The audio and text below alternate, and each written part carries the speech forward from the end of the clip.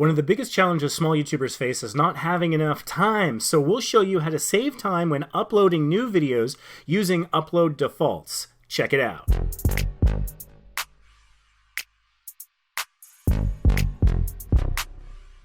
So upload defaults is basically a template that you can create for every time that you upload a video in YouTube. And so this can be a big time saver by pre-formatting your description with common boilerplate language or functions or whatever links that you want in all of your videos. So let's take a look at how to do that very quickly, because we're all about saving time. First, you're going to want to go into YouTube Studio. And what we're looking for here is settings. So if you go to the bottom left corner, click on settings, and you're going to want upload defaults. And so if you always have the same thing in a title, then you could include something in the title section. That's not something that makes sense for either of my channels. Every title is different. I would actually recommend against using the title function here under basic info. But the description here is where you can put things like your common links. So for example, we have our Facebook group with over 360,000 small YouTubers in it. So we generally include a link to that in the description because it's a really useful tool that we want people to be aware of. So we've got a link to our Facebook group. We've also got one of these subscribe links. And if you're not familiar with this, put your channel link and then !sub_confirmation=1.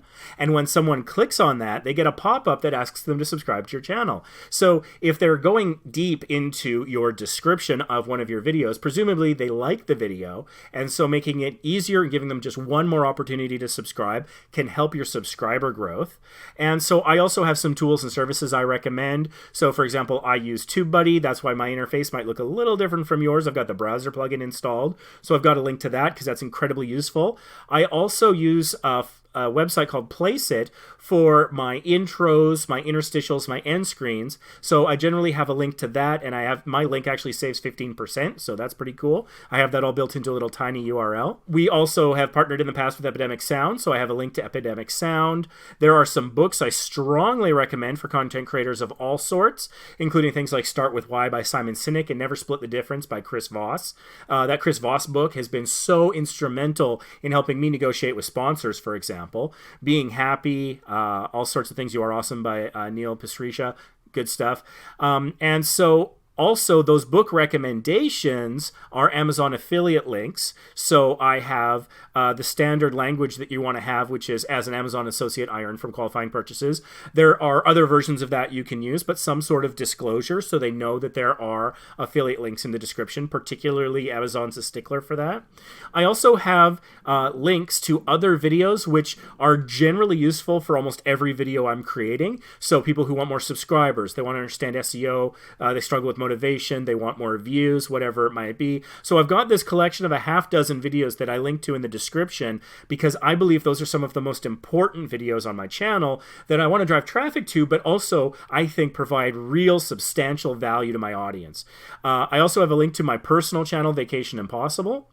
And of course, this is a template. So this will come up whenever you upload a new video, and you can go in and modify, delete, add to whatever you want to do, but I don't have to go looking for all these links every single time, and I don't run the risk of forgetting to include something important. And so here's something else that's important, timestamps. So if you generally, hopefully, put chapters on your videos, any video longer than a couple of minutes can probably benefit from chapters. And so I have it formatted here, video timestamps, and then there's a hyphen. What I'll do after that hyphen is I will put the title of my video again there, and then underneath I've got the time codes ready to start at 0000. So I'll just put a space and I'll say like introduction, then like I'll figure out where I'm at, where I'm done the intro, and then maybe I'm doing a unboxing. So it'll be like 1 minute, 10 seconds unboxing. And maybe it'll be like 7 minutes, 40 seconds microphone test or whatever. Particularly in those longer videos, those really help with a couple of things. It helps with your audience because they will be able to more easily navigate to what they want. Let's make things easier for our audience. They'll like us for it and reward us for it. And don't worry about people jumping around in your video because generally generally speaking, the alternative is not them watching everything. The alternative is them clicking away. So let's give them that control and let them go to directly what they want. This also has two other benefits. Another benefit is it helps with SEO. By coming up with labels for each chapter, you're including searchable content in the description as well with those words.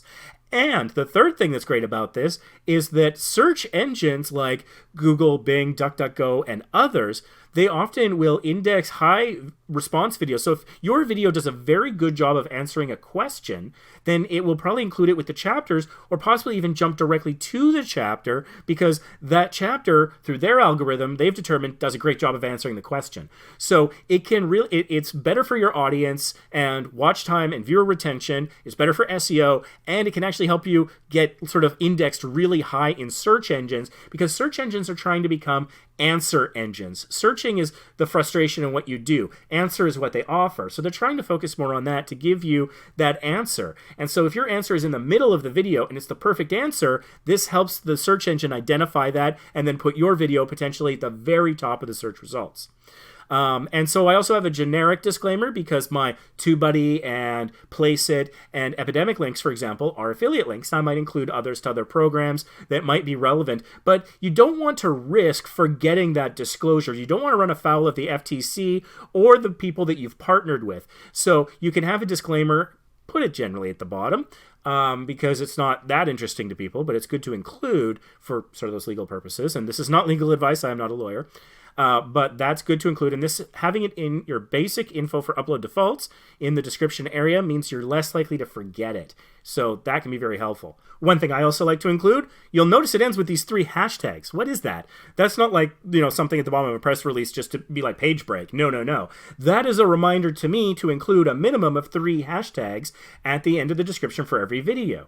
So I'll go in and I'll be like microphone review, or I'll put the name of the microphone, or I'll put unboxing or something so that I remember to do that step as well. Additionally, if you are using music from a source that you are required to credit, for example, there's a fellow named Cam B who writes music for me, and it's lovely, but our arrangement is that I am to credit him when I use his music. I basically say music by Cam B, and that's sort of the deal. And I had forgotten to do that on a few videos, and so he was understandably messaging me saying like, hey, don't forget, like, this was kind of the deal. And I was like, oh my gosh, I can't believe I forgot. So what did I do? I very quickly went into my upload defaults for the description and added, music by Cam B, so that now on my Vacation Impossible channel, where I use that music more frequently, it's always there. So instead, I need to make a conscious decision to remove it if it's one of those rare occasions where I didn't use his music.